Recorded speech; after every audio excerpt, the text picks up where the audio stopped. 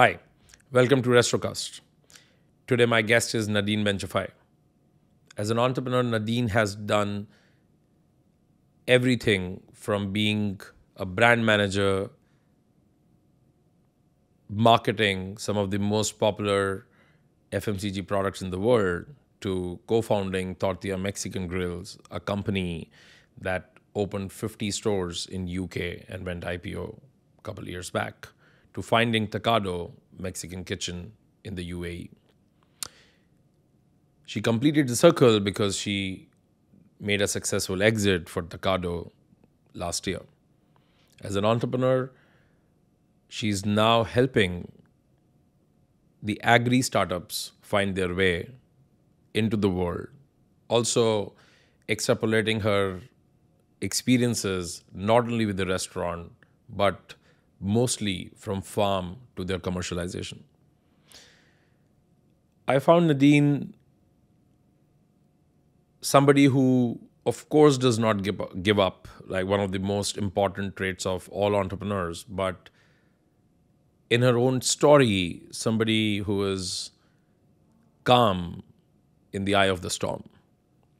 There were multiple instances in a story where I could clearly feel that, oh, she's going to say, hey, and this happened, and we were all over the place.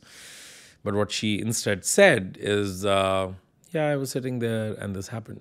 You're going to see a lot of these instances where you could hear that in that time of trouble or turmoil or crisis or something not going their way, Nadine's calmness won the situation over.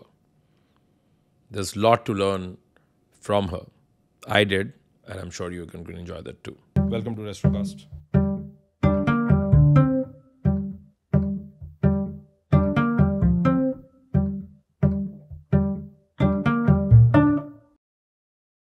Nadine, welcome to Restrocast. Thank you. Thank you for having me. No, thank you for allowing us to do this. Nadine, my belief is that, or rather it's a thesis, and I say this a lot of times, that people don't, nobody gets into the restaurant industry or food and beverage industry by choice or by plan. They generally fall into it, and they call it dive later, but they actually fall into it. That was at least my story. I want to know, where did it all start? What were the formative years like, and how did you come here? So for me, I was always interested in food. I don't know, from earlier. So I started my career in FMCG. So I started at Kraft, which is now Mondelez, of course, foods, and working in the Middle East. So I managed different brands, marketing side, traveled a lot to the region. And then after that, not wanting to become a Middle East branded marketeer, moved into Nestlé for kind of European strategy.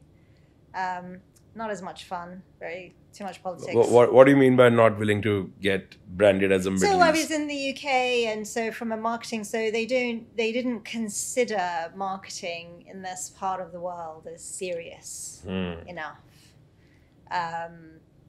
Yeah, that's Why so? But and I don't know why, because actually you got to do so much more than you would ever do in a UK marketing team. So I got to work on TV campaigns, on print campaigns. You're talking to the distributors all the time. You're coming up with promotions. Like, you have so much more leeway. And I was working on all the brands. So you get to do a little bit of, mayonnaise, a bit of Tang. Tang was a big one in those days, not as much anymore, but also like Cote d'Or and Milka. So you got a really kind of wide range of different customer audiences, target markets, and strategies. And you had full responsibility of your P&L, which is something that, Mondelez was quite obsessive about. You couldn't sell a single thing at a loss. So for me, that was kind of like my instructive, I guess, years. And I worked with a lot of very smart kind of American style, very American style. So very, get the job done. I don't kind of care how you get it done, just get it done. But also, a lot of MBAs. That's probably influenced me later on when I chose to do my MBA. It was actually probably from that point. But when you're sitting in meetings and and you hear somebody and you go, oh, wow, that's really smart. Like you're learning, right? They also had a philosophy where the most junior person, so if somebody presented an advertising pitch, the most junior person is the first to comment. Oh, wow. Always. Which is quite nerve-wracking. Oh, So wow. they present you a storyboard and you have the brief that they've been given. So you have to be very objective, right? According to the brief, right? And you're literally like, gosh, I'm going to be the first person. I'm going to be the first person that's going to come out with, and so actually makes it easy because it gives you something to comment. So you got the first, and then obviously you're like, God, I better not say something stupid. I'm going to steal that. That's awesome, actually. That's very interesting. So one, it's a pretty good induction because you're not forgotten in the room. Yeah. You're not just there taking notes. And you're not going to speak after somebody and disagree with them, potentially.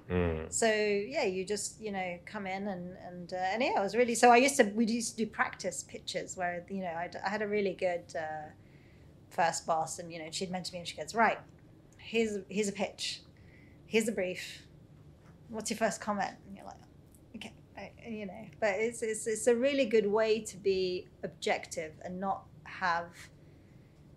get distracted by things that actually aren't in the brief. So when you're working with agencies, actually, it's really important because they might just, if they haven't given you what you want, it just means you didn't give them a good enough description. You weren't specific enough in what you wanted.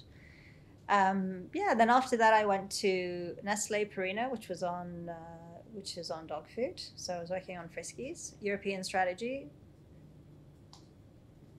I don't know. It was 17 countries. Yeah, if you want to know what's wrong with the EU, just working there, you'd have all the different politics. Each country had their own.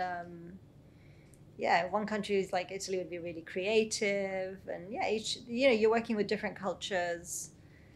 But like, can you dive into it a little? Like, so you were responsible for what across what 17? So for the Friskies brand. And innovation for that brand across Europe so it was kind of the innovation kind of hub. We were at one point, we were trying to launch dog food, for example, in Tetra packaging, which was a whole new innovation.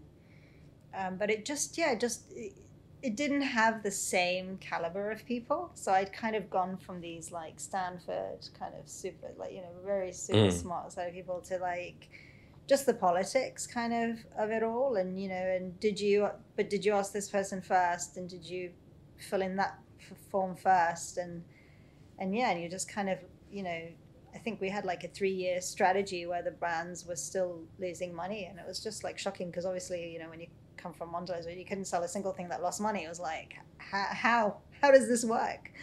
So it was crazy. But, it's like you're at the number 2. You think the number 1's going to be, because Nestle is number 1 worldwide. The grass is going to be greener. And then you go, oh, it's not greener.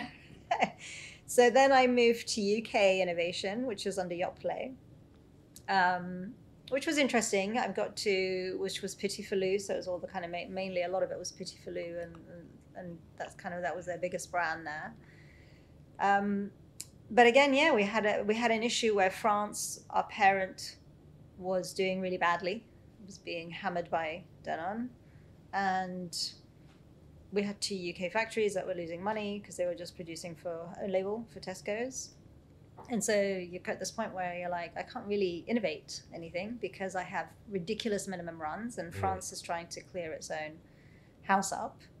And I can't make anything out of our own factories because we just won't make money. And so after a while, I kind of thought, I was kind of looking at the marketing director's job and thought, I don't really see myself being there in 5 years, And that's kind of when I applied to do my MBA. And I remember once, in my craft days, sitting next to the head of our region at a dinner, and he said to me, you're still young, and if I were you, I would go do my MBA. He went to London Business School. That's where I ended up applying. He goes, that's what I did. but don't do what I did and don't go back to a corporate life. Go do your, go the entrepreneurship route. Oh, wow. And so, so I kind of thought, well, I always wanted to kind of do my own thing eventually. And thought, well, at least an MBA will kind of, one, give me the network, and two, kind of give you a toolkit of all the things that you don't feel as confident on. But is that true? Yes. So in my case, so if I look back, so obviously, network, even when I came here, most of my partners were LBS connected. So for sure. And even till now, like, the network is very strong. If somebody contacts you from that, or if you contact them and they can see you, it's like you see somebody, it's like you get a LinkedIn invite. If you see that they're an alumni, you're going to accept. It's like you're not going to. So the network is really strong. And it is a toolkit. Like, if you'd asked me before, come up with a P&L and a cash flow and a balance sheet, make your balance sheet balance, I never would have done it, So it makes you do the things that you didn't necessarily enjoy. I was great in marketing and things, but, the other areas that you need to think about. And it is a toolkit. So, if you're evaluating a business, what are all the things you need to look at, and your market sizing and target audience, like your usual. So, and look, and then when we went to, and then food, how we get into food accidentally was one of our, so my class, so I went to do my MBA, and my class is about 30% North Americans. So I got a lot of American, a few Canadians, but a lot of American classmates who kept saying there's no decent Mexican in London. And then a couple of them did a second year project on it with one of the professors, and we used to all sit together. We joked, we were in the back row, and I said, oh, how hard can it be? We'll do it, So it was following on the Chipotle model, and that's kind of how, and then so once we'd graduated, Brandon, who's founder, came, said, hey, I'm thinking of giving this a go. And I said, okay, well, I'll help you on the marketing side and the branding side, and I'll invest some money, and my family invested some money, and, and then later on got roped into doing a bit more and joined as executive director. And I said, look, I'll be more hands-on until, for the fundraising and getting the first store open. And then after that, what is it called? Tortilla. And that was in London. In London, it's the same as the tortilla here. The tortilla here is a franchise, and it took 2 of the most painful years. It was probably the £450,000, the most painful fundraising. But I would probably say 80% of it was LBS linked, kind of in terms, it was kind of that's the network. And we launched the first store, and then that was it. People got it, and then. I think there are more than 60 stores now. So they're the largest in Europe. You were the founding. So I was in the founding team. I'd committed to stay on. So we did the first store. I stayed as an executive director. What year was I that? Moved. So we started working on it in 2005. The first store didn't really launch until I think it was like 2006, 2007. And then I left the board in 2009 once I was here. And once we Tortilla got is still money. Like a Chipotle model, or is it like, has it? It's a Chipotle model. Yeah, it's similar. It's the same. Is it? Okay. Californian. No, but is it like the format is also Chipotle? Same. Yes, okay. Yeah, it's the same. It's interesting. It's the same as you would see here. Chipotle entered UK? Yes. Last year? Or 2 years back?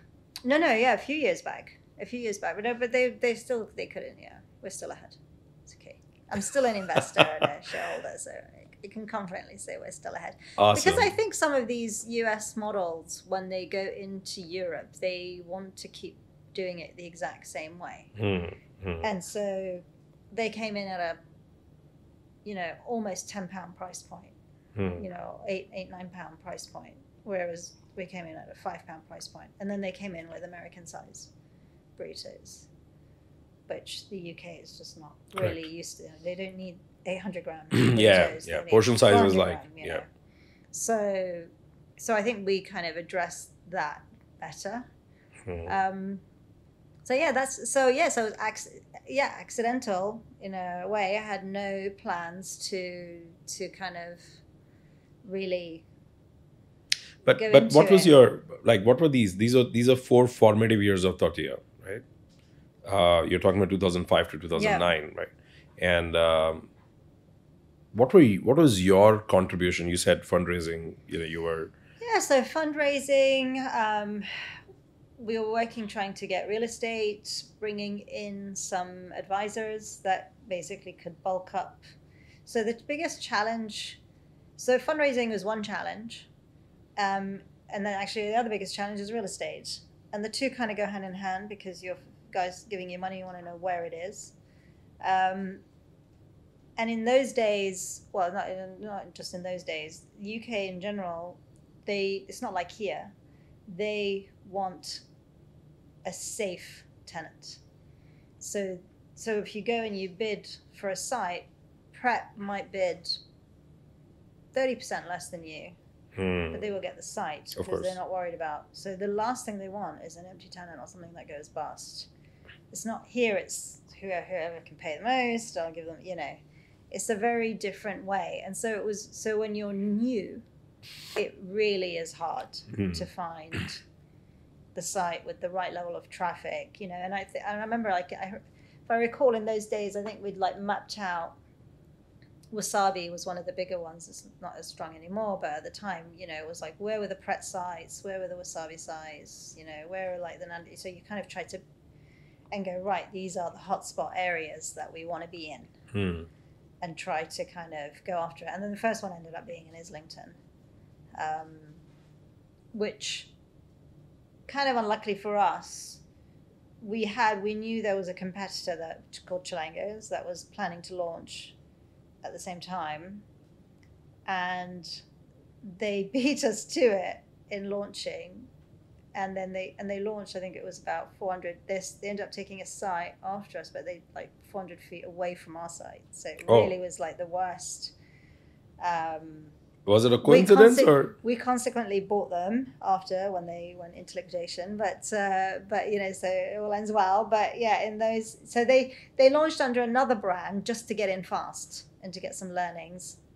Wasted obviously a ton of investors' money, and then relaunched themselves, crowdfunded, lost that money, and not the best. But but yeah, I mean, it was just kind of like, you're so excited to finally launch, and then you kind of go, oh, for God's sake, they're right. Like, they launch, down the road. But you just have to focus on what you're doing, right? And just say, right, we need to nail our operations. And that's what Brandon was really good at, right? It was, everybody wanted a restaurant, a chef.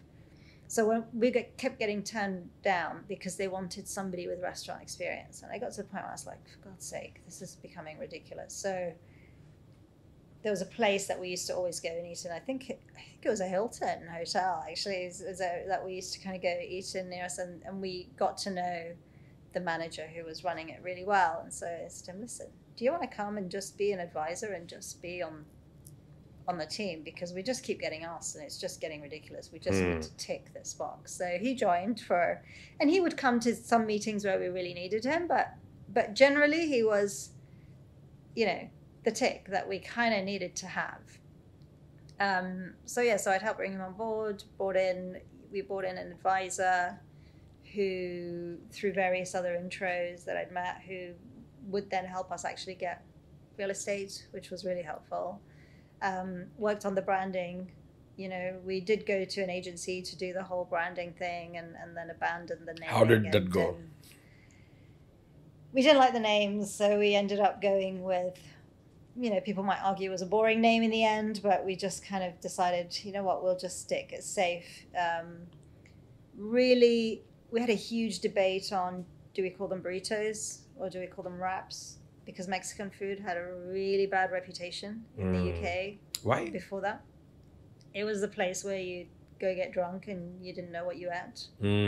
It was known for that. Was it a Taco Bell? It wasn't a Taco Bell. No, it wasn't even. It was I think Taco Bell had gone in and gone out at one point, but it just was. Anyway, Taco Bell is not Mexican, like it's more Tex-Mex, it but was it was your typical places where you're going for tequila shots and refried beans and and you're not really there for the food, you're there for an experience, experience and drinking and so. But on this, so in the restaurant side, Mexican was almost was tiny. But on the retail side, they were actually quite sizable from an ethnic food section. So like meal kits, so like Mexican meal kits and things like that actually did quite well. So you could see there was a gap between what people really wanted, and maybe it was because people say, well, maybe that's just because people don't want it, and we're like, no, but there is a demand. It's just not replicated in the restaurant side. And then we had some old school investors who said, well, people just like their bland sandwich, because we were saying, who wants to keep eating bland sandwiches when you can get a customized wrap. But so some people said, no, we like our bland sandwiches. I'm like, fine. So how did that go? How was like was the first store a roaring success, or you had your own? The first store was a success. I wouldn't say it was like a crazy roaring success, but it hit the targets that we needed to hit. London is not like here. Like the numbers are on a different level, and the traffic and the passerby, but it did what it needed to do, and it made money. And there, and typically, I think in most places you need 3 sites to cover your overheads when you're launching. Because people always think they can launch the first site and then they're just making money. And we're kind of saying, when you do a chain, when you put in all your other corporate overheads, you typically need at least 3. At a corporate level? To cover all your corporate costs. Sure. Yeah. But for us, it was just getting the concept through for people to understand it, see it, know that we can execute it. So that was the first one. And then we've been lucky, maybe overly cautious. I don't know. I mean, I think it served Tortilla well when COVID hit round, but very cautious in the sites that we take, that they then took on. I would have probably been a little bit more conservative. No, I would have probably been a little bit more aggressive in some of the sites, but I think it served them probably well in terms of. So we were always obsessed with getting really good sites in the city. But then you realize you're talking literally 5-day lunchtime traffic and nothing else. And so actually, when you put in like the heavy rents and everything and stuff, but isn't that the sense. Yeah, but isn't that the curse of the concept? Because and I'm just thinking about, let's say, Chipotle in my head. Yeah. Let's say all across US. I think the concept is comfort food. And concept is quick. And, by that logic, you want it to be on the high street, very, very accessible, which will almost always mean high rentals. And it's comfort food, so it can be costly. So it means margins are going to be... Yeah, we weren't billing it as comfort food, though. I think we were billing it as almost like the new generation in terms of on the health wise. So you're making it so it's not it's fast, but it's not fast food, if that makes sense. It's just good, so we can still deliver it fast, but it's good quality. So it's like how Nando's is versus your KFC or right, sure, right. So it's saying, look, it's none of the ingredients are bad. Correct. Nothing is really fried. We didn't have refried beans. So all the ingredients are healthy. So actually, if you want a better quality, freshly made, that you can customize. So it's not about, I want this, but can you remove that? It's no, you just pick what you want. Yeah. So it was that, it's the combo of the full. So for some people who didn't like Mexican or just thought, oh no, it's too spicy. And so I'm like, just go pick what you want. Yeah. It doesn't need to be. It can be spicy if you want it, and that's the appeal, right? That you can, especially when we launched here, it can appeal to those who want it quite bland, versus to those who will be like, can you add more jalapenos and can you make it spicier for me? In 4 years of you building that, like until 2009 when you moved out, how many stores you guys were? I think they got to about 6 or so stores. and we had a private equity partner that came in at that point, and that's kind of when we had to restructure from a board perspective. And so when I moved here in 2008, the plan was to bring Tortilla out here just by virtue of me coming over, basically. But why did you move before that? We moved because, look, it was after 9/11, and also after the 7/7, which was kind of the UK bombings. You know, I'd say Islamophobia was on a all-time kind of high. Your job prospects were not kind of what they were. You know, my husband's name's Mohammed, so you know, it's like you're getting job interviews and you don't even get job interviews, right? Just so it was a tough time, and I think we were ready for a change. I'd finished my MBA. I had a lot of classmates who had come out straight to Dubai at that time. I mean, I wish I had come out 2005. It would have been like the perfect time to kind of be here right at the beginning, right? Instead, we came in 2008, just as it was kind of about to kind of come off a cliff at that time. But yeah, so we were ready for a change. The kids were. We had 2 young kids. But that must be hard. Like that's what you're telling me is like I mean I can only imagine the time. Yeah. But I mean, was it a little unsettling, especially because you were not, as I'm hearing it, this is not really a decision purely, out of you were in your comfort somewhere and then. Yeah, I mean, look, I was in my comfort zone, and we had help and I had everything. I had but I think for the kids, we thought it would be a good change. My husband, we were coming out for 2 years. We weren't coming out to stay. That wasn't the plan. So it was, come out for 2 years. I remember my husband was offered a permanent contract and he was like, no, I'll just do a 2-year contract, he's like, no, we're just going to try it out and see.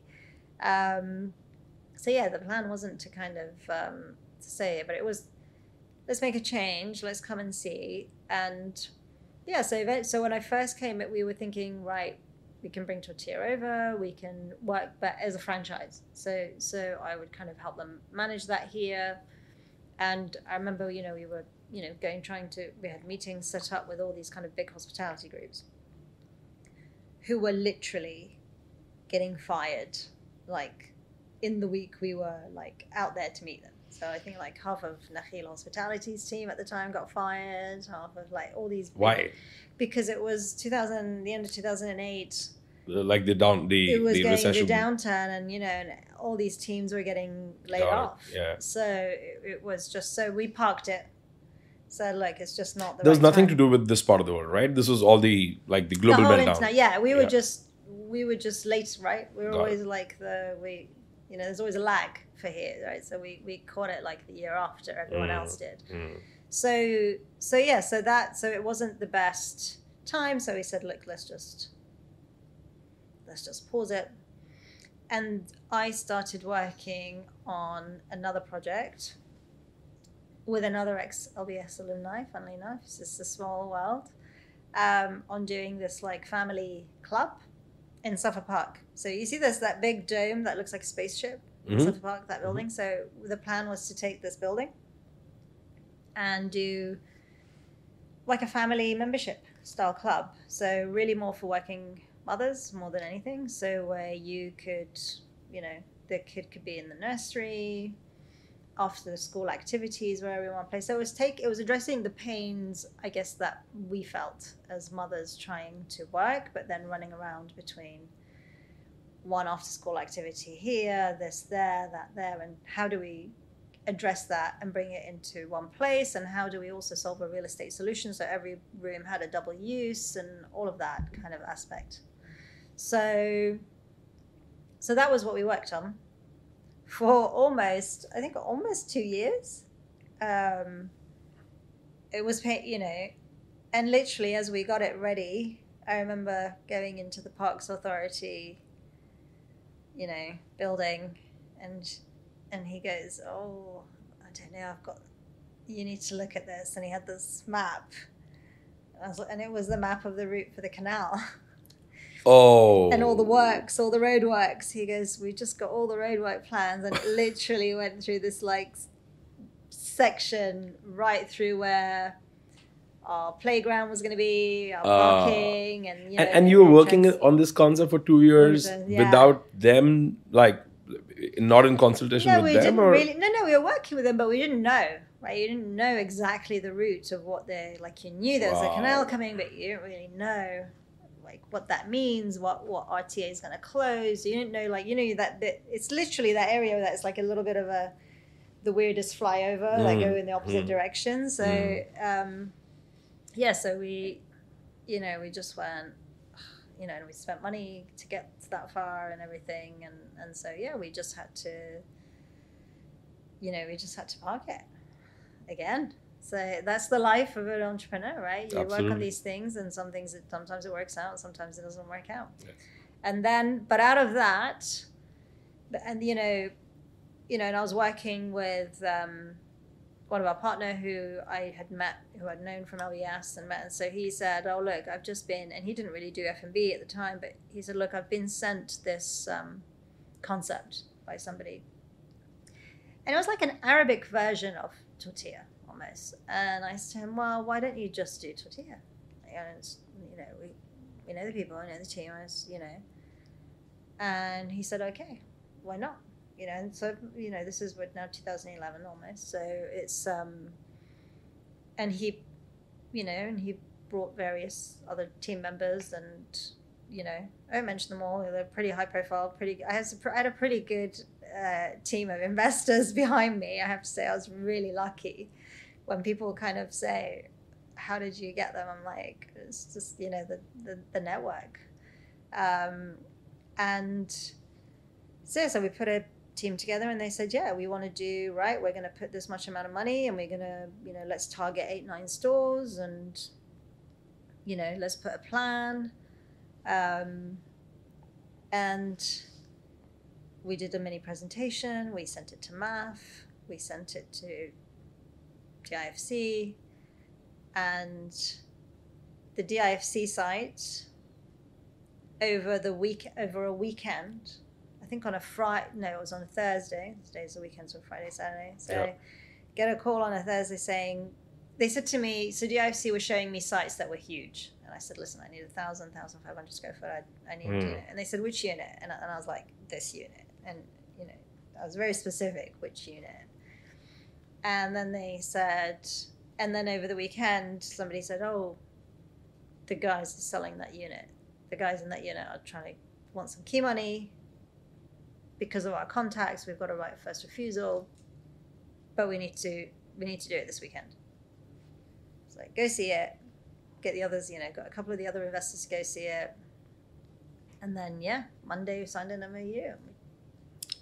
Taking it over alongside the company, it was insane. It was like, and we didn't have an agreement with Tortilla yet, which was comical because we had a private equity group about to come in, and they were very, fussy with what they wanted, and then they said, we're not ready to franchise. Oh. It's too early to franchise. We're not ready to franchise. So suddenly it's like, okay. And then MAF came out of the blue, who don't normally give a new concept a store. They normally, like, the reputation of MAF at the time was, certainly from all of the Emirates, they're not going to give a newbie. So either you come with it, So we go to a meeting in MAF, and they said, don't worry, they're just going to, it's just an intro meeting. And he goes, I've got a unit for you, and this is the unit, and we can hand it over to you in 2 weeks, and you need to open in July. It's like, okay. And so now you're without a brand. But you have and you don't have one site, you have two sites. Two sites. So and one perfect that sites. you've paid for, and one that you now are under, like they've lit a fire under you, to do. So it was a bit insane. I said, okay, fine, did it before. I mean, it's not, we'll figure it out. And that's kind of, I think, in those moments, you can't stress or panic. You just, And I remember just sitting with the investors and we said taco, avocado. That's how we came with Taqado. That was, with a Q, so it looked better and was available as a .com. So we're like, there you go. That's always the idea.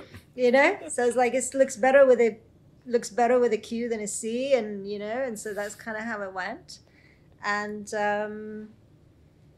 we had to redo all these presentations to send back to MAF to say, by the way, we pitched you wanted a tortilla. It's not actually going to be that. And they were fine.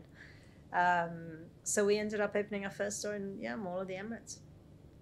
But that was 2012. Yeah.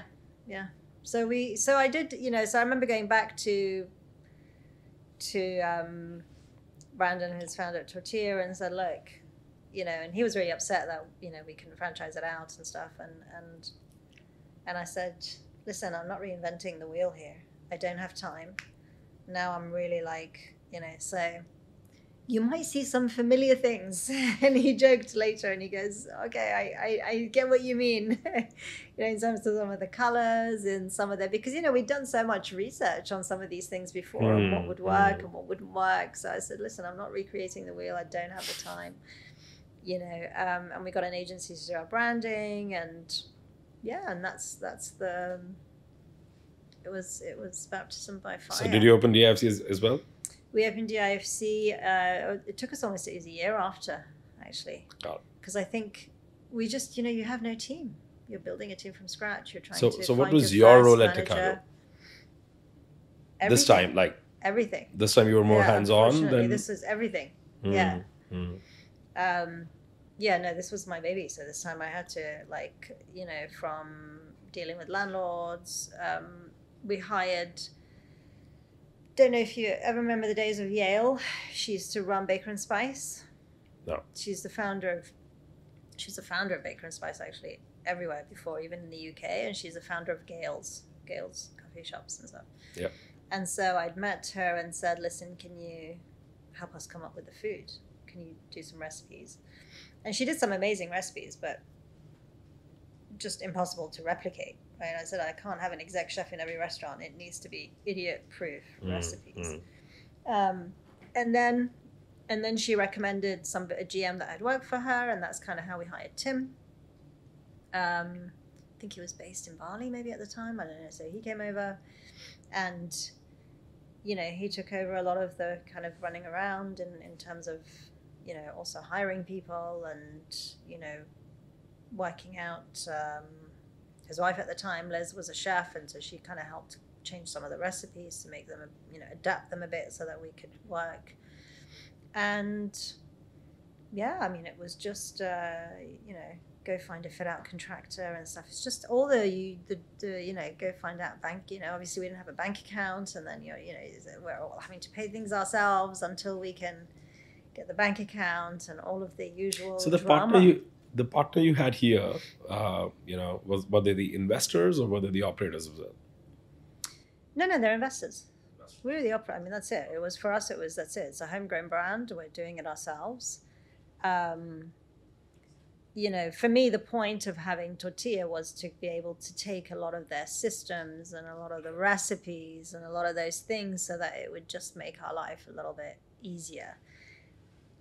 And the advantage to them was that they would have kind of a former founder who's a friendly voice, who's far more forgiving in the things that if they don't deliver the support that they need to deliver, or how did they get their package of support kind of figured out, right? Yeah. So this is like a safe way. Yeah, would have been a great experiment for them. Yeah, it would have been great, kind of both sides. It would have been a safe, because there's an understanding, right? Cool. So that would have been a safe environment to do that. I mean, look, it is what it is. But I think it gave us, on the flip side, it gave us a lot of flexibility to do a lot of cheeky things with the branding that we couldn't really do in the UK. Mexican food didn't have the image that it had in the UK, so we could be much more Mexican. And we could be a lot more, tongue-in-cheek and a little bit more, not always politically correct. And we could just do a lot of the things that we couldn't do. We launched quesadillas well before because we just didn't have the same, There were a lot of things that we could do that we didn't have. You could write your own. You could do whatever you could do whatever you want. you know, the challenge with Taqado was just that, you know, from the investor side and the excitement side, you're always being offered sites. And it was, you know, looking back, it's the time where there are certain sites, even some good sites where we should have probably just said no, because we need time to, you know, and I did remember sitting with investors at one point and they kind of said, look, it's a kind of a land grab before a copycat comes in. So you just need to go get the sites.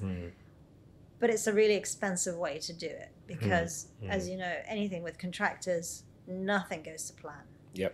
No fit out goes to plan. Everything is delayed. So the money you burn is a hell of a lot more than if you were taking your time, you know. And we're a small team. We're always we're a startup, right? So we're always constantly under-resourced, right? Running around trying to do things. But that's just...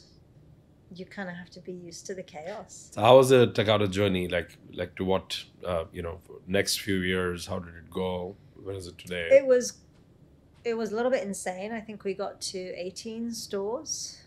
In UAE? In the UAE. Wow. And then I think we pared it down a little bit. When you say UAE, you mean what? Here Dubai? in Abu Dhabi.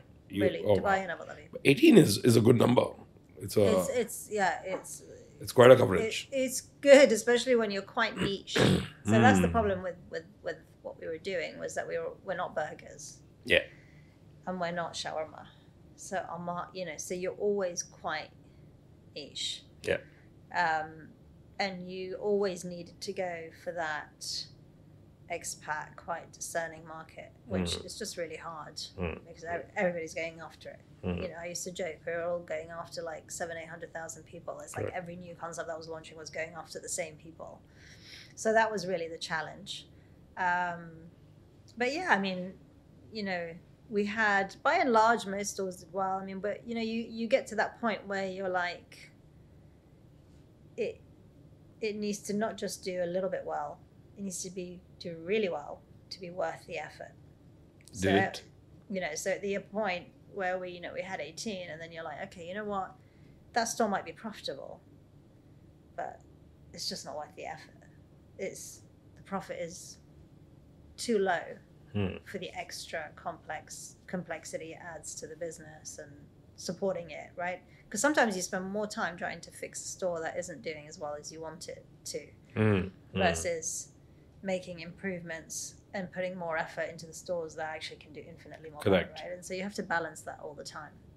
So we ended up, I mean, so slowly over time, as leases expired and whatever, we kind of started shutting down. I think there's only one that I think we got catastrophically wrong, which was in Sheikh Zayed Road. And, you know, we were kind of, you know, there were like the sites that you think in those days, if you had one on the Sheikh Zayed Road fronting, I mean, you're like, you can't go wrong. And you're also having a hoarding for the city, right? It's like a billboard. Well, we can't go wrong. And I think it was like a worst performing site. Oh, wow. That was, you know, that then we were stuck in, I mean, by the time we opened it, it was like, you know, 6 to 9 months late. And then by the time, you know, and then they actually wanted to demolish, it was City Tower, and I think they wanted to demolish and refurbish the building anyway. And we were like, well, we weren't about to renew, so you don't need to worry about, you know, about us hanging around. But yeah, I mean, it was. So how long did it take you like to open 18 stores? Probably within 7 years. Till 2017, yeah. 18. Yeah. Okay, yeah. wow. Yeah. You know, I have a question there. You know, you correctly said that the problem with, you know, niche, you know, or, Mexican food in this part of the world is that it's not burgers, it's not shawarma, right? How do you solve for that? Because people don't have, like, I mean, I think you are also alluding to that. Unless a large part of audience in a city where you are have your cuisine or your product category as one of the top 3 choices when they think about food, it's very, very difficult to get to them. And it's not really, it actually crosses from just brand awareness marketing. Like if I'm opening a, you know, shawarma place or a burger place, my problem is that I need to get my brand out. But when you're opening a niche you're operating in a segment which is not already the top three food choices naturally, then your problem is not brand. Your problem is education. Your problem is, how do you, like, what are the nuances of that? I mean, which is then an expensive one, right? Yeah, because, quite an expensive one. But then how does it look like? Because then you are so we were always in this debate of, because I came from a marketing background, right? So for me, I was always shocked when I would, we had 18 stores. You'd think most people would know us, right? And I'd meet people and they go, "Oh, Taqado, what's that?" And you're kind of like, and we're not in we're in prominent locations. We're bang in the middle of the IFC. We're in Dubai Mall. We're at one point we're in Dubai Airport. I mean, we closed that with COVID, but we're in you're not in small places. Yeah. Okay, I mean, surely we're in a Mall of the Emirates. I mean, come on, how can you still not know? But it isn't, right? So we definitely had, I think, an awareness challenge, and but it was kind of which we tried, but we were always it was always like, okay, well, how much money do you spend? We didn't have the money to really go all out. There are times when I think, God, we should have just saved on so many other things and just banked $1 million dirhams and just kind of went out on a proper marketing blitz. But that's what I'm asking. And then we was could it have the educated, brand? because it doesn't have to be. Because I always used to say to people, you don't have to like Mexican to come to us. A lot of people, they just and we were and we still are. Really, we're cool with the cool kids. I always joke we're cool with the cool kids. We are the new generation will more likely know us than the older kind of than your typical kind of when we started, we were going after 25, 40 to 45 kind of working early adopters. But now actually it's the teenagers. So I think part of it, whether that was a Kite Beach thing, where by being in Kite Beach, that's something that indoctrinated. But all the kids. So I used to get a lot of, my kids get a lot of brownie points because mom had this cool brand, kind of, But yeah, that was always kind of the challenge. I think for us is you need to be wary of your expansion when you're kind of that you can't go probably at the pace that we tried to go. So you need to kind of take it in steps where you give time to build that awareness and that education. But what was that? Can you share any story or any example of what did the education look like, or how did you do that education, if at all? Not the brand marketing. Yeah, look, the education was, from an education wise, I mean, it's hard because you're always going to be either trying to do through PR or other, routes. The education part was trying to say to people, it's just, we were the first where you can custom make a meal. We were the first in the market to do that. And so you're constantly trying to, drive that message through.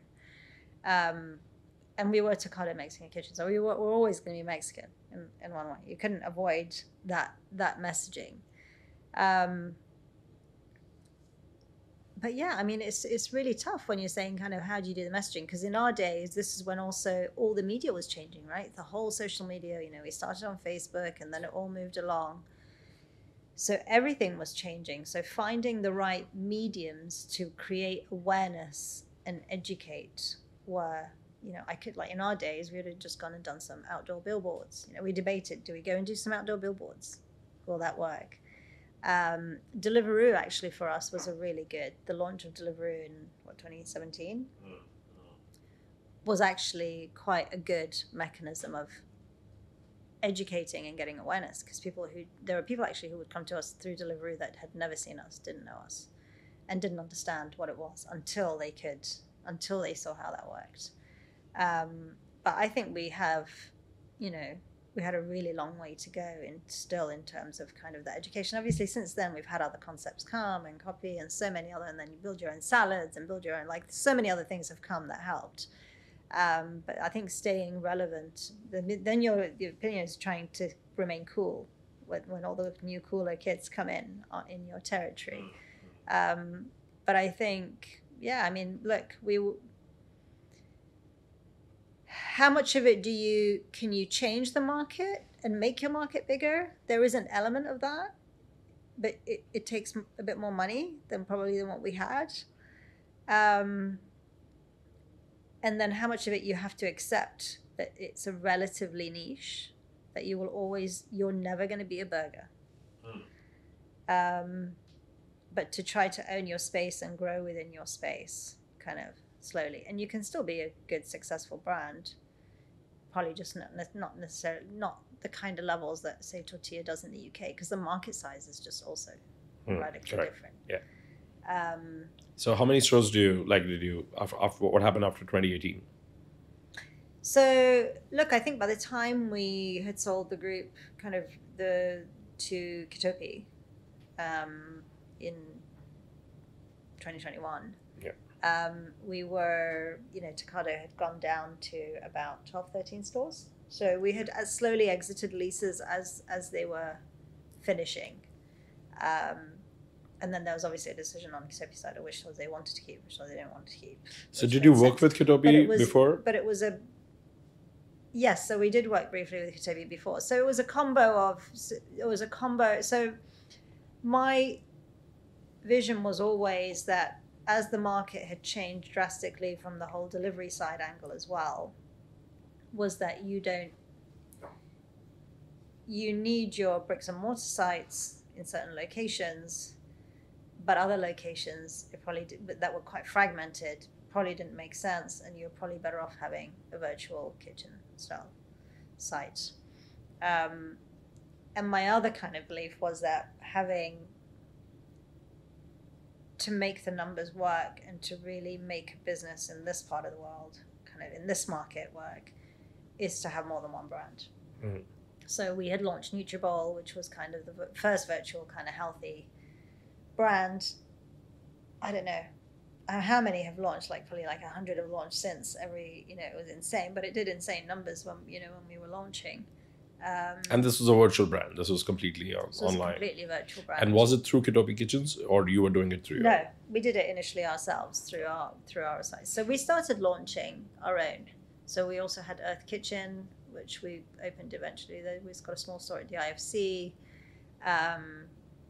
We did a Katsu and Co brand. We did you started experimenting, trying different things. Some had physical sites, some didn't.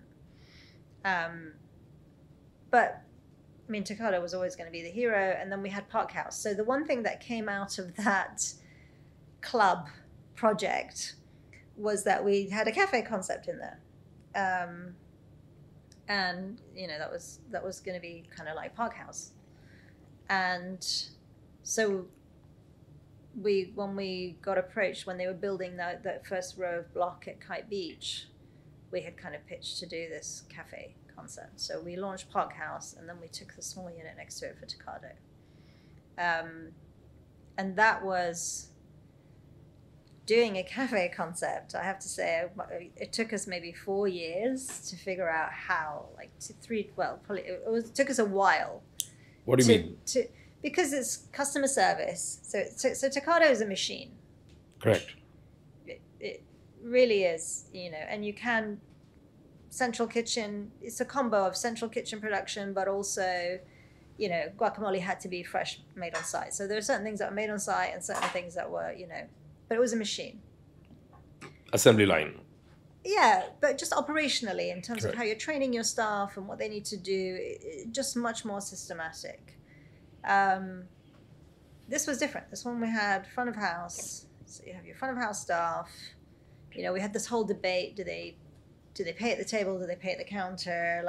Your constant things. We were at the beach. It was supposed to be very easygoing, picnic style, kind of like easy food, but that's not what Dubai people. They want to be served, and they want to be at the table, and they want to pay at the table. It's very different. And then there was the uniqueness of the site itself, which was very breakfast heavy, being on the beach. So we would literally go from being empty, or maybe, 5 people, to suddenly having 100 people in the space of half an hour in one go. And so all those coffee orders in one go. So your barista's dying on one side, your chef's getting all the orders in one go, everybody, so that was the real, like, figuring out how to deliver that menu at that speed and manage all of that. What's that cafe called? So it's Park House. So we launched Park House. Yeah. Okay. Yeah. And then it became, and then when we merged and we took over Circle Cafe, we converted it to Circle Cafe. So it's still there in Kite Beach, Circle, but it was really, and that was. This was that after. took us a while. So that was while we had Taqado. Okay. So we were slowly building the group, and then and the aim was that we would only go in parks and beaches. That was really the plan. But then you realize, problem with parks and beaches is seasonality is an absolute killer. And also, I think the days of the week as well, right? Because what will you do rest of the week? Well, one, your nighttime becomes really hard. Sure. You're packed on weekends.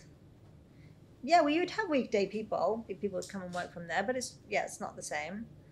But just really, really, the seasonality was an absolute killer. Because, what do you do with your staff? And it was just really, really tough to manage. So you'd make all this money over winter, and then you'd hemorrhage over 3 months, waiting for things to come back. And Kite Beach had, like, severe seasonality. It wasn't kind of like the beach here, where you still got a lot of residential towers that can come down. So, so that was the tough one. But it took us a while to figure it out. And so when the opportunity came from the Circle management team, who didn't, really want to run Circle at the time. And my belief at the time was, we need to be a bigger group. If we need to make the numbers work, we need to be bigger. So we can really leverage the brands off each other better, our buying power gets better, everything just, goes to a different level.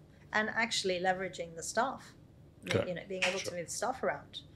So from sites that were busy on a weekend to the sites that were busy on a weekday, and being able to, so some of the Taqado sites were busy on weekdays and not weekends. I mean, you can then move those staff to the ones that were really busy on weekends. So that was, and it had taken us so long to figure out Park House, and we kind of felt we'd finally nailed it. We'd got the costs to where they need to be, and, with everything, and we thought, right, okay. So for Circle, it was kind of like an oldie but goldie kind of brand. Had a lot of loyalty.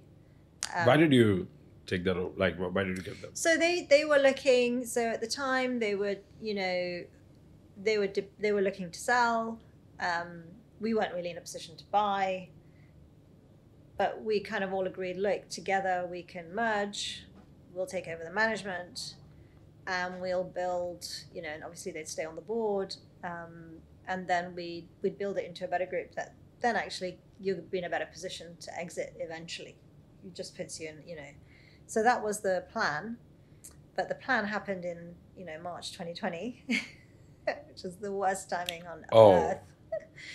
So we took over all these stores, and you took over in March 20. We took over in March 20. Yeah. Ouch. Yeah. I remember actually standing in front of all the staff, I think in Studio City and Circle, and announcing that we're doing this, and it was first week of March, Wow. And and a few weeks later. Yeah, COVID was already happening in the world. Yeah, it was already happening, but people weren't really didn't think it was going to be, I remember first week of March because Yeah, it was. No, I remember. I mean, I traveled in late February, I remember we went on a holiday to Sri Lanka, and the guys, I remember the immigration guys laughing at our kids because our friends worked in some of the big companies in like Schlumberger or whatever, and they'd given them masks to wear. And, and obviously only the kids were wearing the masks, and they thought it was just fun, right? So the kids were wearing the masks, and the immigration guys laughing, what are you doing? I mean, these masks, it's completely unnecessary. I mean, little did we know. And that was the end of February, yeah. But, so we took over. And so our thinking was, we figured out how to run this cafe. We've got this cafe with huge loyalty. We'll rebrand. We'll take the best of both. And we can then put in place all the things that we've learned from an operational perspective so we can get those numbers working the way they need to work. And the brand had been neglected for a while, so we needed to invest in those stores. But yeah, the timing just made that an absolute. I think I'm still lost on why did you sell to Kitopi, Taqado? Like, what was the? It was a combo. It was a combo of things. So, one, personally, my father passed away in 2021. So I went to the UK. So he got suddenly ill out of nowhere. It was perfectly fine. So I went to the UK in January 2021 to help my mum and, see what he needed. And, then he went through chemo. So it was just a very rare, aggressive form of cancer. And, so and then he passed away in March, so barely 2 months after. And so between that, I think so I had the choice. So for me, the point at that time was, so it was two things. COVID really kicked our butts. Right? There's no furlough here. So, we had to shut, at that point, I think I inherited. So when we did everything in total, we had a group of 45 stores between both, including Saudi, that we couldn't even go to. So we're hemorrhaging there. We can't even go there. Can't even figure out how to fix it. Don't even know the team that well. And luckily, and then we had suppliers. So they had higher debts. So when we took over, the one company had a slightly higher debts, but we would have been fine managing it. But suddenly you've got suppliers who say, "I need you to pay me now," and you're like, "How do you want me to pay you now? Like pay it in full." And it's like, "How do you want me to pay you now when I have no sales? I have sales are down 90%. We're in this was like lockdown." And so, we had to redo all their recipes overnight, bring it into our central kitchen so that, because they literally blocked us overnight, and they did 90% of the food. So, so it was insane. And then you're battling with your staff. Your number one priority is at least to make sure. So we put, we had about 400 or so staff. We said, right, they need to just stay. For those that can just stay home, we're going to give you a subsistence amount that pays for your rent and everything, and we're going to send you food every day. So at least, that's really what we can do. But, and even that was higher than the sales that we're making. So between trying to pay your debts and that, so all of us, including myself, all the investors had to pump quite a lot of money to keep things, kind of going. And look, so at 2021, we got the offer. Kitopi had approached us before, and when the offer, so we thought, and it was a partnership. So we are actually investors effectively. It's a partnership, so we became investors in Kitopi. So it's not a full exit in the sense of a full exit. It's like an equity swap. Exactly. So the majority, so it was partial, but majority was an equity swap. So we're partners in Kitopi. I knew the team for a while before. They had a really impressive journey, and they were,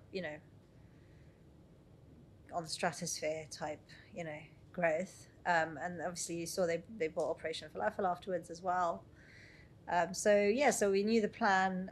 To be honest, I'd approached them before. I said, well, you should really just buy Taqado. I said a long time before. At the time, I think when they'd raised 60, I was like, you really should just take us now. But yeah, so for me, it'd been you've been on this journey for 10 years. You have a major impact from a personal side. You've got this opportunity to start something new, or do you double down? The other option was I double down. It was literally one or the other. Either I double down and I effectively buy some of the investors who, we had some investors that really just were done, I double down and buy them out and put more money. Or I just, say, right, we've taken it as far as we can take it. We had cleaned it up significantly, right? So we literally handed a nice kind of set of stores over to Kitopi and let them kind of take the journey on. So yeah, so for me, like between that personal side and everything, and we were still in COVID. I mean, this is early 2021. We still Correct. World is right? not over. Yeah. You didn't know. I was like, oh, something happens and there's some other random new variant comes and we're back to, True.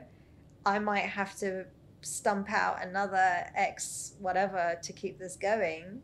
Like, at what point do you just say, maybe it's time to make a change? So I just thought, you know what, I've been on this journey. I've learned a lot. I've got some, quite a few investors said, look, we also have a chance to do to do well with Kitopi. So let's just, take it while it's there.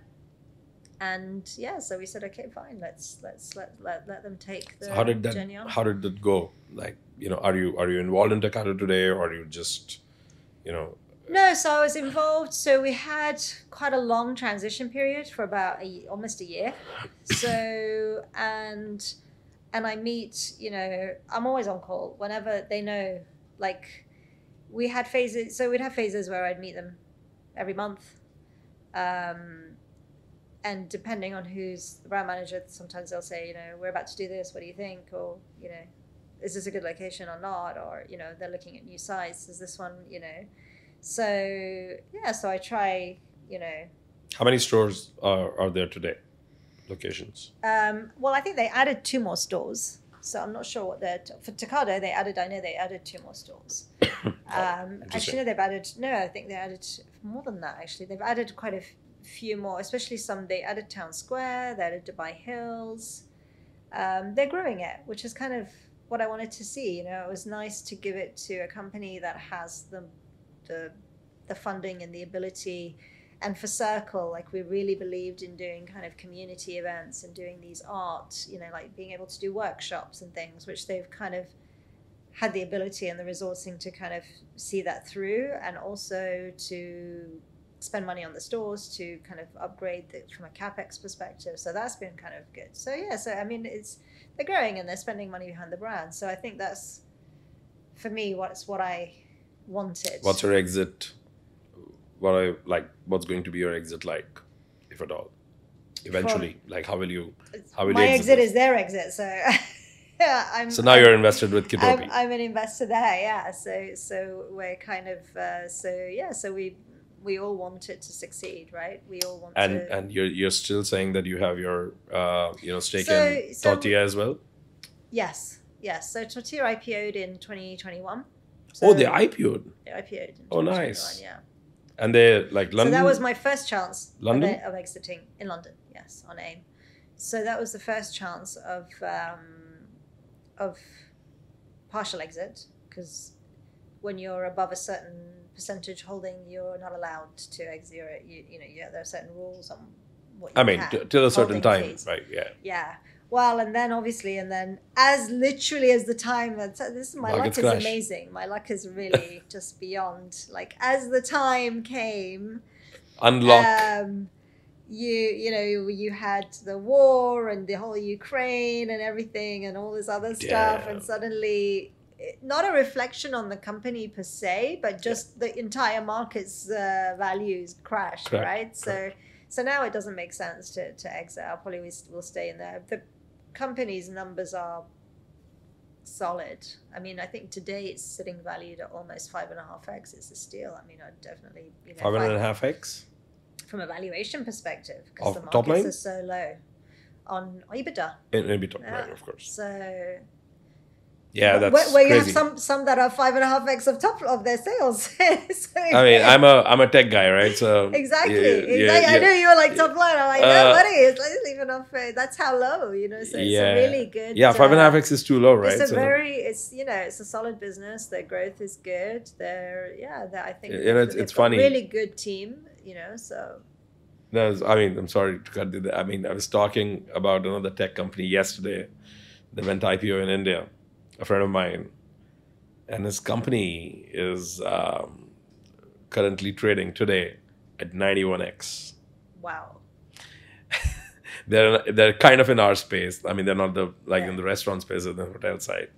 So some investors were basically asking us that, guys, this is your time to go IPO, and I funnily just sent a text to someone saying, no, not. And then he sent me the screenshot of that company yesterday. That 91X. Go, don't be in Dubai, don't be anywhere else. Go list. And I was like, okay, 91X sounds tempting enough. So yeah, 91X is pretty, yeah. No, so look, I mean that. So you continue to, so you did not sell. So no, I'm still a shareholder in Tortilla. In the UK, I'm not involved in any. I just get updates like everyone else. Obviously, I still know the team really well, so I probably get slightly more updates. And you said Tortilla is here? Yes, so they did franchise eventually here. So it was to Ethos. So it was. Nice. It was a weird one because it was kind of like. I always joked when when Andy was running it that we were like frenemies, because it's like, because he knew I knew so much of, but at the same time we're technically competitors in this market. But yeah, it's they've done it. Why didn't you sell Taqado to them, or why didn't they buy Taqado? It could have been like perfect, no? I think they did. No, I doubt they would have had the money. I don't. Where I think Kitopi just made more sense in terms of the potential of where Kitopi itself was going, and the belief that the team can take it where they needed to take it. So, and they didn't. Yeah, and plus we also had Circle, so there was a mix. I think. Correct. It's a catch-22 because Taqado would have probably had a few more suitors, but then Circle would have had different suitors, and it's just so you got to finding the one that made sense for both. So so we had various discussions with quite a few groups at the time, but to be honest, our plan at the time was not to sell. Our plan was we're going to take Circle together, combined. We've done what we can with Taqado. We can still grow it. We're going to take Circle. On the back of Circle's base in Saudi, we can now start taking Taqado into Saudi, so we can start growing into Saudi. And at the same time, we clean up and upgrade what Circle was doing, so the numbers start to make sense. And suddenly you're at a decent, significant business that you can exit. So the plan was, you take it 2-3 years, work on cleaning and growing it, restructuring it, and then give it over to somebody. COVID just completely completely put a stop to that. So so our plan. So even when actually Kitopi came around, we weren't looking to exit because we knew the market is not great and this isn't the best time. Sure. But so they but they knew, and they knew quite a lot. We knew them quite well, and so it made sense. What today? What's up now? So look, I kept I kept a foot in the restaurant side. So we always had Ella's, which is a licensed unit on the Palm. It was kind of an experiment that we did, a few, 4 or 5 years ago. Actually, no, it was young. Yeah, it was 4 years ago. We launched it literally in 2019, and then we had COVID. But miraculously, it still did really well. I think because everything became community based. That's the advantage. So any places that were in a community and people were working from home, and actually did really well. So we took and then we launched a new concept called the Strand on Palm Views West, licensed slightly a bit more bigger, a little bit more upmarket, slightly more upmarket, but still, we're going for the mid-level licensed. We're trying to be the affordable. So Ella's will have like your pizza and wine for 55 dirhams, always reasonable. We're not going out to compete with the, with the sushi sambas of the world. That's, there's enough people doing that and doing it really well. So there's just, it's not our area. So we're staying. So we've got the Strand, and then we have the first licensed in T-Com Innovation Hub. So that will be in Cornelia's. So only homegrown. And partly because I had the team that wanted to carry on and do this. And I kind of just work more with landlords, some ideas on what to do and some of the branding, and, you know, trying my hardest to stay as much out of it as I possibly can, but it's always a tough one. As an entrepreneur, was it liberating in some way when, you know, you finally got relieved from, like when you handed over to Kitopi? Yeah, I mean, look, what were the emotions? What were the feelings?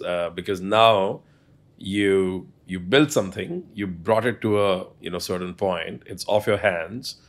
You have the luxury of hindsight, you know, now, and you also see somebody else taking over and executing. So you can also see your own, you know, mistakes Yeah. and or good things and the bad things both actually quite clearly.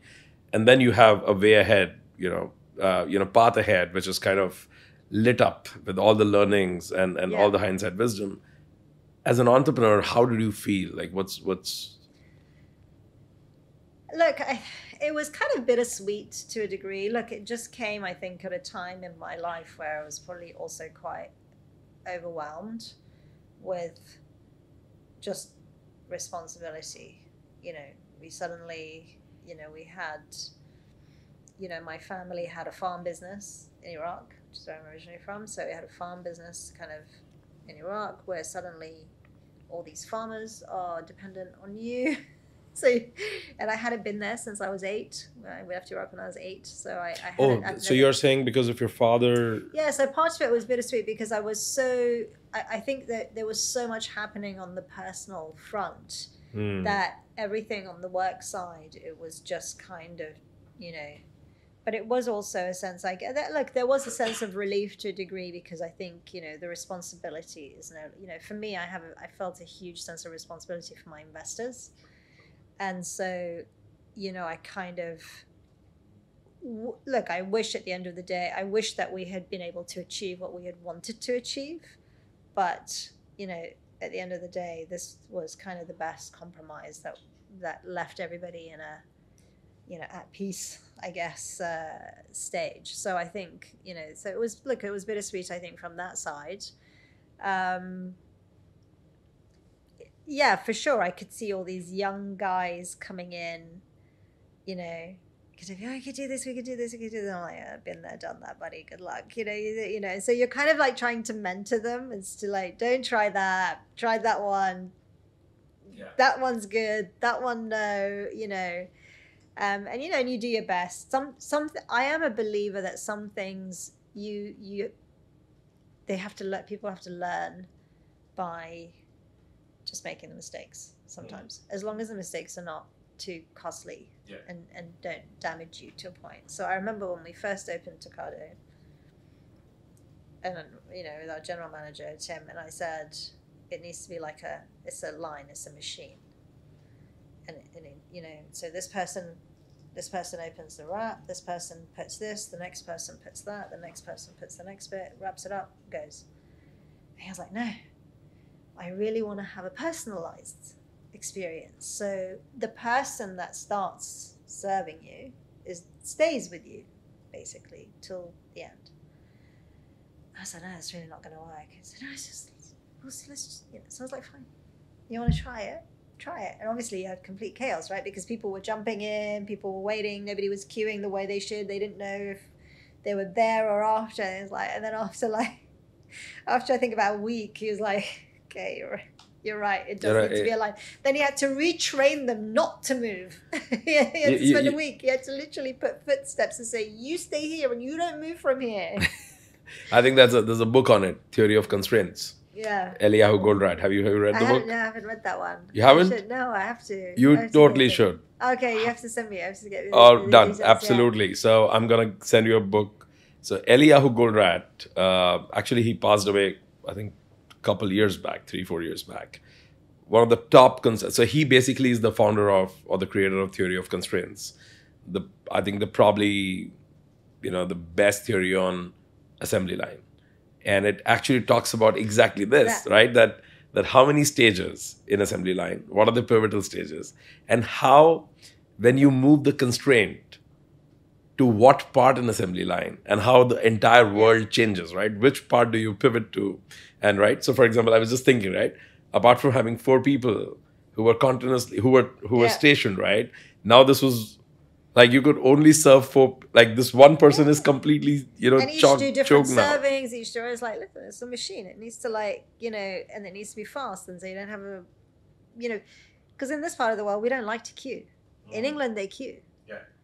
Like the longer the queue, they think, oh, it's just great. They queue. Whereas I'm kind of like, nobody here, they'll just see a queue, they'll just walk away and go to the next place, right?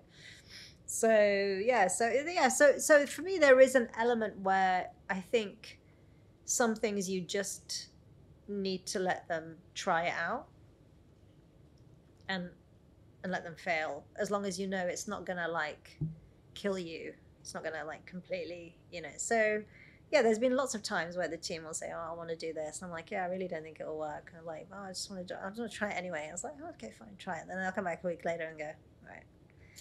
You never know. Maybe 1 in 10 times it might be amazing and we've learned something new, right? So. No, but I'd still go back to how are you feeling as an entrepreneur now? What has changed for you? Look, you take all these learnings. You'd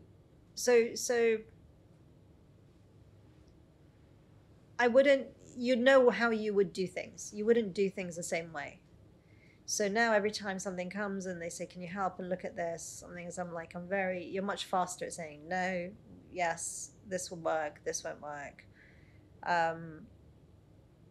So for me, it was a sense of, it's a certain chapter of, like from a personal perspective, right? A certain chapter of your life that you kind of, now you've kind of, it's time to move on. And for me, I moved on to a completely almost different sector as well. So I'm working more in agri-tech and food tech. And so it's but still entrepreneur. But I'm still doing restaurants, but not as heavily, right? It's not my 24 hours, right? The problem with restaurants, right, is you're on call 24/7. There's no vacation. Yes. Something's gone wrong. TCOM switched the water off on Saturday morning. Like, who in TCOM do I find to get the water back on, right? I mean, it's 24/7, right? Sure. It just doesn't end. So I think there was a relief, to not have that level of responsibility on you again. But you have to take the good and the bad, and you say, right, I take the good. We've built this great brand, and it's still going strong, and that was important for me, that whoever took it on kept it going and built on it. So that was kind of, it's part of your legacy, I guess, right? You still want it to, you want it to carry on. But yeah, I mean, I don't know how else to address that. I mean, I think for me it was, it was time for a change. And the other thing, I think I remember having lunch. I won't say who because it feels a bit bad, but I was having lunch with somebody who's in the restaurant space, and who has been persevering doing this for a lot longer than me. And still looking, for an exit. We're going to get to this, and then we're going to exit, and we're going to, and I kind of just remember thinking, that could have been me. Still, you know what I mean? Like, yeah. I could still, like, if I hadn't done it, or if, and I was at the time when we were still doing all the paperwork and stuff with Kitopi, I was like, if I don't do this now, that could be me in 6-7 years time, still trying to, rather than just moving on and doing something new, right? And that's kind of, I thought, okay, it's just, and it really hit me hard on that lunch. I was like, it's time to, when you feel like it's time for a change, because you're always torn, it's your baby, you don't want to let it go. But yeah, no, I mean, look, I feel pride. I think we built a great brand.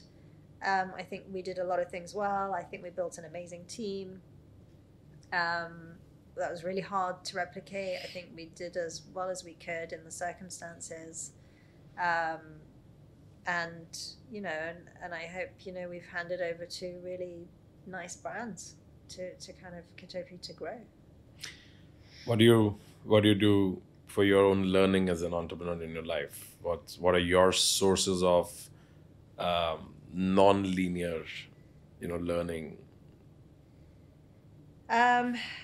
in general?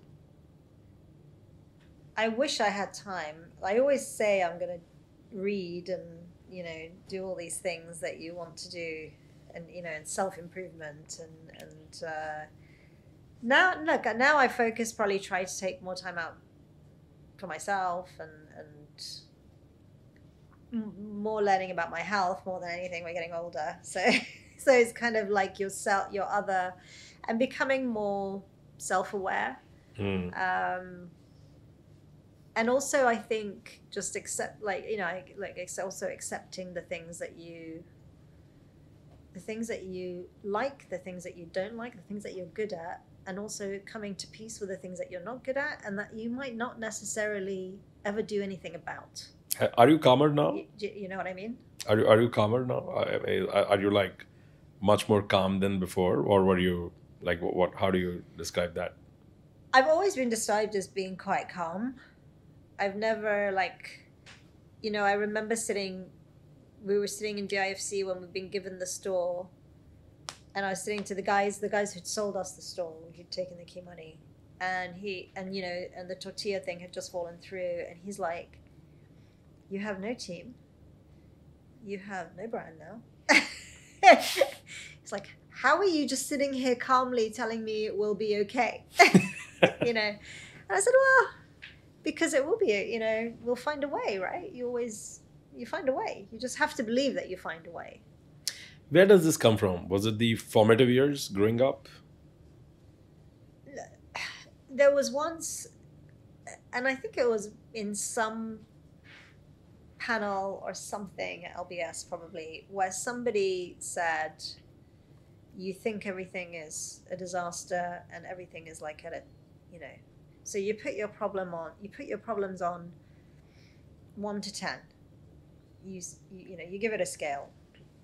8, 9 is, I don't know, something's happened to your kids, somebody's, they've gone to hospital, God forbid something bad's really happened. And he goes, and when you kind of think of it in that way, where is your problem that now, really? And actually, most of the time, it's a 1 or a 2. Okay. And so when you put it in that perspective, it, then it kind of calms things down. That's kind of, for me, actually, is something that I don't even remember which panel or where, but it stuck with me, because whenever you feel yourself getting wound up or stressed or something, actually, really, in the grand scheme of things, what is it? It's nothing, right? There's a way, and I also believe that, so when I was finished, when we were selling it, a lot of people said to me, what are you going to do? What are you going to do now? Are you looking for something? Are you panicking? What are you going to do? And I'm like, I just believe that things come out of nowhere that you don't expect. And so I don't know what I'll be doing, but out of the blue, something will happen and somebody will ask, and that's just, you just have to be open. And, there was an article about making your luck. I can't remember if it was in the Wall Street Journal or something. It was a couple of years I ago. think I've seen. Can you make your luck? And this kid was a chance meeting, by a conversation, and then how it changed his whole career. And it's how do you create those chances? And it is by going out and going to conferences, but just going and meeting people and stuff, and things come out of the blue that you didn't expect. And so for me, when I started, I took on the role of a venture builder. So I'm working with startups, right? So what do I love? I love working in the startup world. Do I want the full-on responsibility? of a startup and everything that comes with it. At this stage, probably not. Do I want to be on that journey in some way? Well, yes, because I love, that's the part that I love. So working on a venture builder, which itself is like a startup. So you are still like in a startup mode, but you're also working with all these other startups. You're exposed to new things. You're constantly meeting new people. And you're vicariously living through their... You're vicariously living through their journey. You've still got your journey because you're building this, this thing of partnerships and everything. But you're also, you're constantly looking at their journeys and their, and how you can make theirs better. And you're trying to impart the learnings that you've had along the way, because it doesn't really matter to a degree what sector you're in. Is being aware of, we always say you don't know what you don't know, kind of thing, and being aware. And when a founder comes and they make it look like they know everything, and you're in trouble. Yeah, totally. Because they that's Totally. that's the number one kind of like, how do you know that? Well, you see, you don't know what you don't know, and that's the problem. Like, you at least need to know. And the blind spots are absolutely, know that you need to find things out. So that's kind of, and I got that really, again, accidentally. Just, I'd been working, I'd got introduced, I'd met somebody, that I was catch up coffee, and and I said, I've got this farm in Iraq and I don't know what to do with it, and we've got climate change and no water, and and she said, you should meet these ladies, they're doing these, they might be able to introduce you to some people. And over a year or two of getting to know them and stuff, they said, look, we know you invest. So I've always been investing in other businesses. So they said, we know do you want to come and invest in some businesses? I said, well, that business is not ready, and that one needs this. And they said, actually, okay, fine. Do you want to come and like help us get these businesses to a stage where they're ready? So that's kind of the next journey I joined on. But I'll always be involved, I think. So now you're a venture builder, is that what you're saying? Yeah, so yes. So it's like a venture studio or an accelerator? How do you... So we work, no, so yes. A bit like an accelerator, right? It's I don't know, the names always change all the time, but it's not a venture studio. I think there's a difference to a venture studio. So you're not incubating startups, you're... So some of them are, they're rarely that early, but they're typically, seed stage. Got it. Some of them are Series A, some of them are just new, and are trying to enter this market. And you're saying agri, or is it agnostic? No, agri and food tech. Agri-tech. And when you say food tech, means what? Technology or actual food processing tech? Food tech is, so we're probably more on the food processing tech. So like plant, so some, like we have a plant-based meat one. We might have certain consumer. Cool. So new,